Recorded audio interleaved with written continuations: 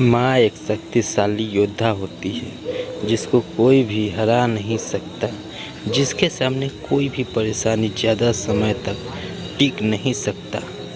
यह कहानी एक ऐसी ही बहादुर और गरीब माँ की है जो एक पहाड़ी क्षेत्र में बसे एक छोटे से गांव में रहती थी, जिसका नाम जया था।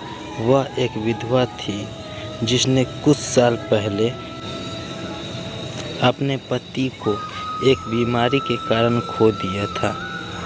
तब से वह अपने दो छोटे बच्चों रवि और सीता को बड़े संघर्ष के साथ पाल रही थी। जया फूस की छत वाले एक छोटे से मिट्टी के घर में रहती थी। दीवारें गिर रही थी और बरसात के दिनों में छत टपकने लगती थी। उसके पास कोई स्थिर आय नहीं था और उसे जीवन यापन करने के लिए अनेक कामों पर निर्भर रहना पड़ता था।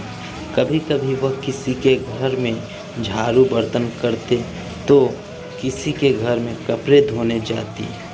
अपनी कठिनाइयों के बावजूद जया अपने बच्चों के बेहतर भविष्य के लिए बहुत मेहनत करती थी और ऐसा करने के लिए जो भी करना पड़े वह करने को तैयार थी। जया रोज़ सुबह जल्दी उठकर अपने बच्चों के लिए नाश्ता बनाती थी। स्कूल जाने से पहले वे चावल और दाल का सादा भोजन करते थे। जया सब दिन के लिए काम खोजने के लिए निकल पड़ती। किसी दिन वह भाग्यशाली होती और उसे काम मिल जाता, जबकि अन्य दिनों वह खाली हाथ घर लौट आती।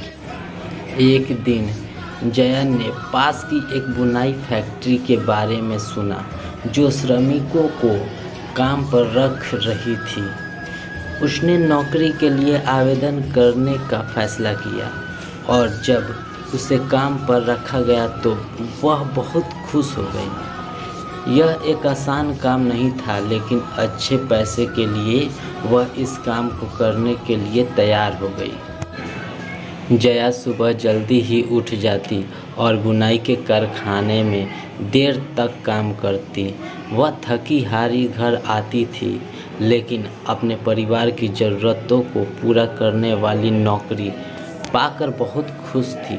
माया ने एक एक पैसा बचाया और एक दिन अपने बच्चों को बेहतर जीवन देने में सक्षम होने का सपना।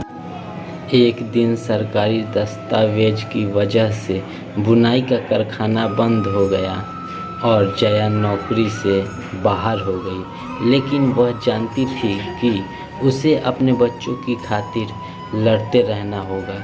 जया ने एक बार फिर काम की तलाश की, लेकिन छोटे से गांव में नौकरियां कम थी।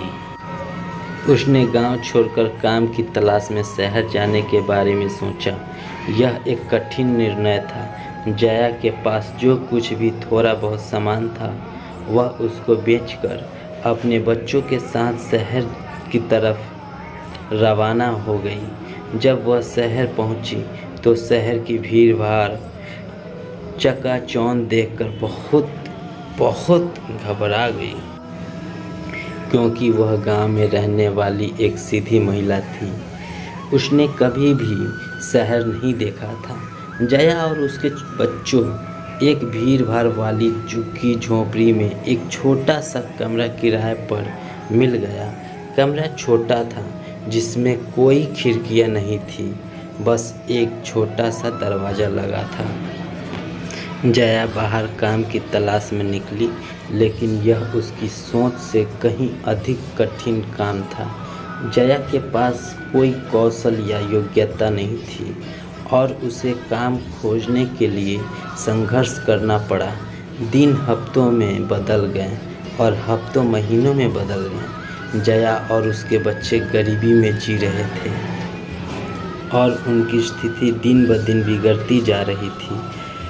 उनके पास खाना खरीदने के लिए मुश्किल से पैसे थे और जया इस बात को लेकर चिंतित थी कि वह अपने बच्चों को स्कूल भेजने और खाने का खर्च कैसे उठा पाएगी। एक दिन जया ने सोचा कि आज के बाद मैं किसी की नौकरी नहीं करूंगी। मैं सिर्फ और सिर्फ अपना काम करूँगी, अब मैं किसी के यहाँ भी नहीं जाऊँगी।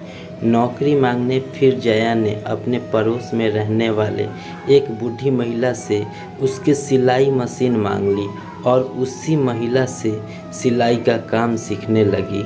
वह लोगों के कपड़े अपने घर पर लाकर सिलने लगी। धीमे धीमे उसको अधिक काम मिलने लगा। वह कम रेट पर और बहुत मेहनत से अच्छी सिलाई करके देने लगी, जिससे लोगों का भरोसा बढ़ने लगा और लोगों ने उसको बहुत अधिक काम दिया। धीरे धीरे उसने एक मशीन से कई मशीन खरीद ली। अब उसकी आमदनी अच्छी होने लगी थी। फिर जया ने अपने बच्चों का एडमिशन अच्छे स्कूल में करवा दिया। धीमे धीमे उसने अपने खुद का मकान खरीद लिया और सिलाई के स्टोर डालने शुरू कर दी। उसके शहर भर में बहुत अधिक स्टोर खुल गए। वह लाखों रुपया महीना कमाने लगी।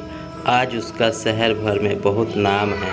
लोग आज भी उसकी कहानियाँ, गरीब माँ की कहानी, कैसे बनी करोड़पति, दूसरों को मोटिवेट करने के लिए सुनाते हैं। इसलिए दोस्तों, कहा जाता है काम कोई भी छोटा नहीं होता है।